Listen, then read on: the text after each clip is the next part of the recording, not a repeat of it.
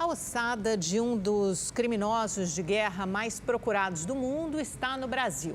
Hoje, os restos mortais são usados na Faculdade de Medicina da USP. O nazista Joseph Mengele, conhecido como Anjo da Morte, vivia escondido em São Paulo e morreu no litoral no final dos anos 1970. Pois é, Mengele foi enterrado com nome falso e o mundo só descobriu a morte dele 6 anos depois, quando o corpo foi exumado por peritos brasileiros. É o que você vai ver agora na reportagem especial de Emerson Tchalian. As lembranças daquele dia não saem da memória do PM aposentado. Não dá para esquecer esse fato, né? Fica não só registrado como fato, mas como também fica na memória. Era uma tarde tranquila de quarta-feira aqui na Praia da Enseada, em Bertioga, litoral norte de São Paulo. Seria mais um dia comum daquele verão do final dos anos 70. Mas não foi. Exatamente aqui, em 7 de fevereiro de 1979, morria o criminoso de guerra mais procurado do mundo. Joseph Mengele era um dos principais médicos do campo de concentração de Auschwitz, na Polônia, onde pelo menos 400 mil judeus foram mortos durante a Segunda Guerra. Geneticista, especializado em eugenia, o melhoramento da raça, Mengele era conhecido como o Anjo da Morte, pela monstruosidade de seus experimentos com os prisioneiros. Mengele também selecionava quem morreria nas câmaras de gás.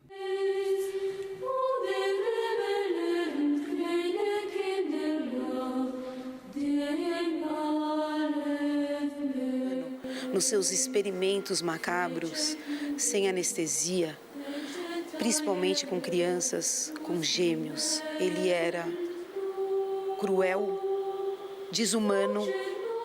Em seus últimos momentos, o monstro alemão tomava um banho de mar com um dos amigos quando teve um mal súbito e morreu afogado.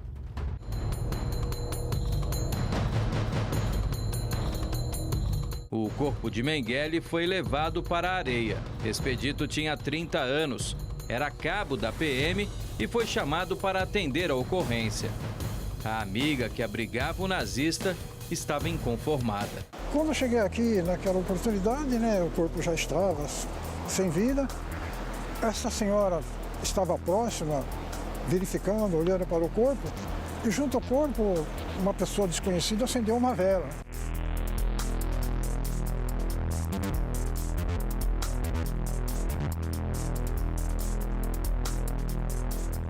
Mengele fugiu para a América do Sul 2 anos depois do fim da Segunda Guerra.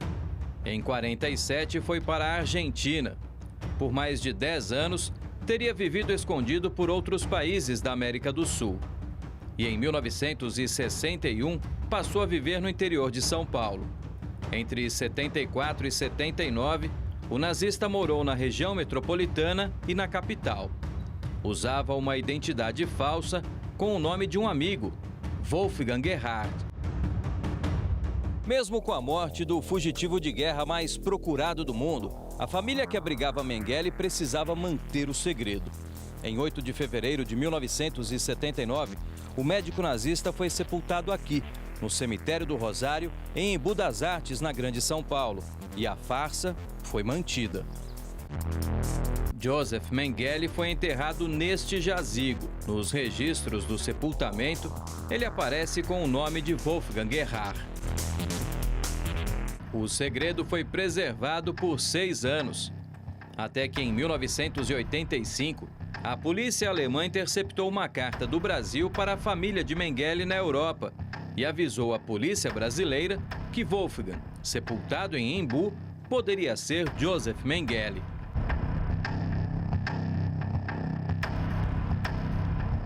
Com a autorização da justiça, o corpo foi exumado. A cena encontrada no cemitério já mostrava o tamanho da dificuldade. O caixão, as paredes, as laterais do caixão haviam apodrecido. Aquela quantidade de terra que fica em cima do caixão, são 7 palmos de terra, imagina com chuva e tal, é um peso enorme e aquilo lá acabou fazendo com que a tampa do caixão desabasse. Daniel Munhoz era o chefe de identificação do IML de São Paulo e liderou a equipe que tinha a missão de desvendar o mistério que o mundo todo esperava. Para identificar se a ossada era mesmo de Mengele, o legista precisava analisar os restos mortais que estavam ali com as características do nazista. Depois de 3 semanas de trabalho, comparando todas as características da ossada com as informações do dossiê de Mengele, veio à conclusão. Pelas concordâncias, é altamente provável que seja o Mengele. Só que nós não ficamos procurando concordância, nós ficamos procurando discordância, tá? Então, não encontramos nenhuma discordância que pudesse afastar a possibilidade de ser o Mengele. Não havia mais dúvida, a ossada era mesmo de Mengele. Durante 30 anos, a ossada do mais cruel criminoso de guerra do mundo ficou guardada, esquecida no cofre do IML de São Paulo. Mas a medicina encontrou uma utilidade para os ossos. Hoje, os restos de Joseph Mengele são usados nas aulas de medicina legal aqui, na Faculdade de Medicina da USP. É uma perícia. Então eu preciso saber, quem está me dando a informação, se aquela informação é verdadeira ou não. Os alunos são médicos formados que fazem residência em medicina legal. Durante a aula, o legista que revelou ao mundo a morte de Mengele fala sobre os métodos usados na perícia. Eles prestam atenção em cada detalhe, em cada informação transmitida pelo legista que entrou para a história. E sabem que essa não é uma aula comum. O Dr. Daniel deu insights muito importantes sobre identificação de ossadas, que é uma coisa que poucas pessoas são especialistas aqui no Brasil, né? O professor, que enfrentou resistência na comunidade médica para dar uma utilidade aos ossos do monstro nazista, diz que a causa foi justa. Vocês conseguiram trazer um carrasco para se tornar um benfeitor da humanidade? De um certo modo, sim, porque agora a ossada dele está servindo para formar os melhores médicos, especialistas em medicina legal.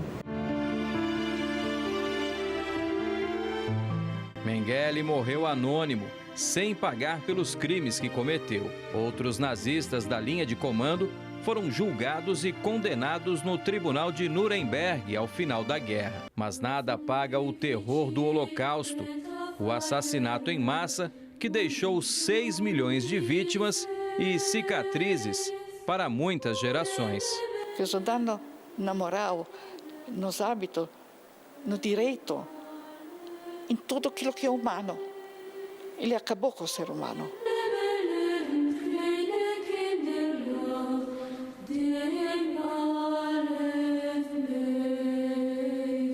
Eu praticamente não tenho passado do lado do meu pai. Eu não tinha família, quer dizer, só tinha algumas familiares lá da minha mãe que sobreviveram. O resto morreu tudo, foi assassinado tudo. Outro dia vi a fotografia da minha avó e lado paterno, eu nem sei o nome dela. Isso é triste.